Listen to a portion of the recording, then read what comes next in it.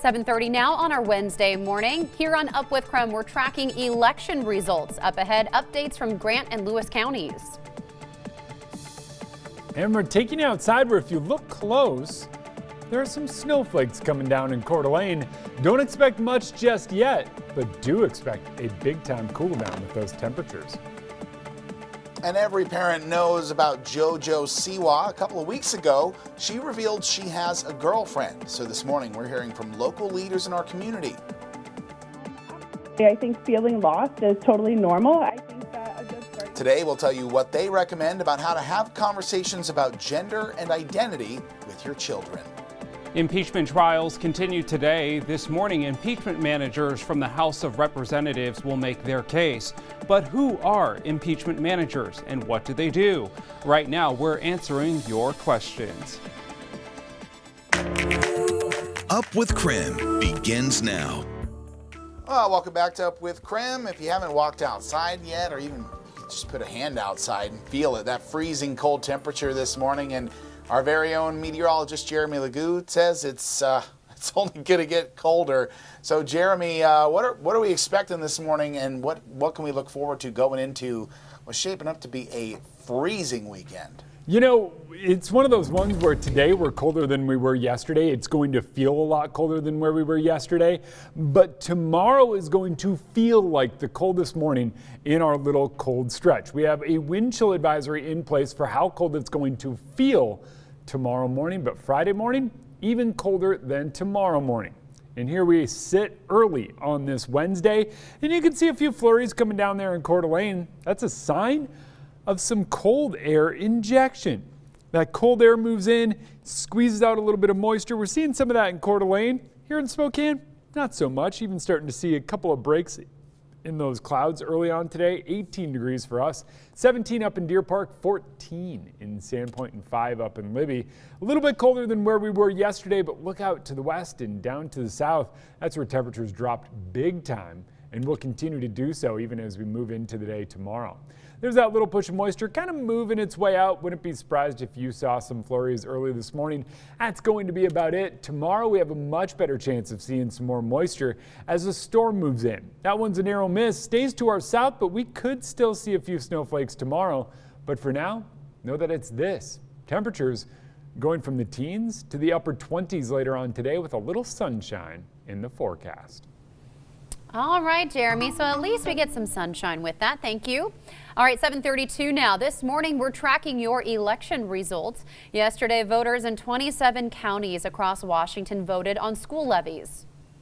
Yeah, so this morning, let's get right to your latest results, starting with the Meade School District, where their race is too close to call right now this morning. With a margin of fewer than 1,000 votes, this levy would provide funds for educational programs and operational expenses as well. The Medical Lake School District Proposition 1 is also too close to call. Taking a look at West Valley's levy for educational and operations, that levy is too close to call with around 500 votes of difference. And the same can be said with West Valley's levy to fund technology and facilities improvement. That also too close to call right now. This morning, 9 Mile Falls School District Proposition 1, too close to call. But so far, experts have tallied more than 3,000 votes. And Sprague School District Proposition 1 is looking like it will pass this morning, with 70% of voters so far approving that measure. Now, coming up a little bit later this morning, we will continue talking about more of these special election results. But if at any time you're looking for these elections in a quick, simple, easy way right to your phone, all you have to do is text the word election to 509-448-2000. We'll get you the latest information right into your hands. All right, let's get to breaking news this morning. The New York Times is reporting that Georgia prosecutors have opened up a criminal investigation into President Trump's phone call with their Secretary of State. Now, the phone call in question happened on January 2nd. In the recordings of the call, you can hear President Trump asking the Secretary of State, Brad Raffensperger, to, quote, find votes.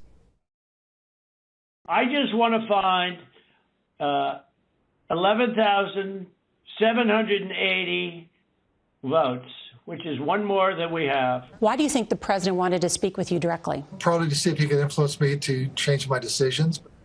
Now, it came in the middle of the 2020 election that the president repeatedly called, quote, rigged and stolen from him. Now, according to the Times, the newly elected prosecutor of Fulton County sent a letter to numerous officials. This letter requested they preserve documents related to Mr. Trump's call. It explicitly said it was for a criminal investigation, according to a source for the New York Times. Now, Donald Trump's impeachment trial has a lot of moving parts as it enters day 2. So here are 3 things that you need to know in regards to that impeachment trial this morning. Number 1, President Trump will be the first president ever impeached for insurrection. Now, some of you have asked us, what about federal politicians who joined the Confederacy before and during the Civil War? Well, our sister station in Washington, D.C. spoke with a constitutional law expert from the University of Maryland. This is what he had to say. Impeachment is something that's done for members of the executive and judicial branch.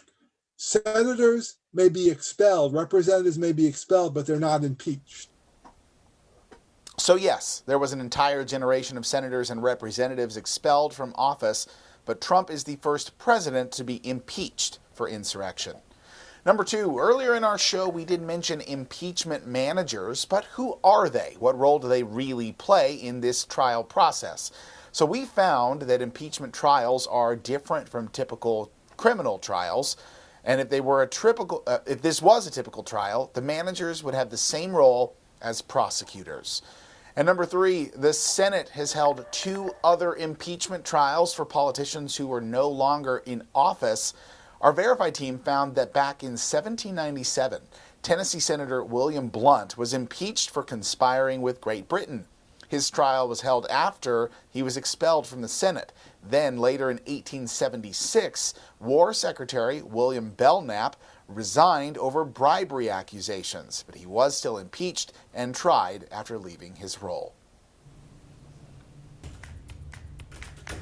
7:37 now. Well, still to come, child star JoJo Siwa announced to the world she has a girlfriend, and it may have some children asking about gender and identity. I think a lot of times as adults, we tend to really want to complicate things, and oftentimes our children and our young people just want to have conversations with us. After the break, we speak with an expert about how to start that conversation. And coming up at 8 o'clock, when you think of heart disease, you may not always think of young people, but catching the signs early could be the difference between life and death.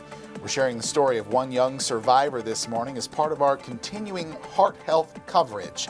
And later, we'll speak with a physician's assistant live as well, as she gives us advice on how to spot some of the problems early.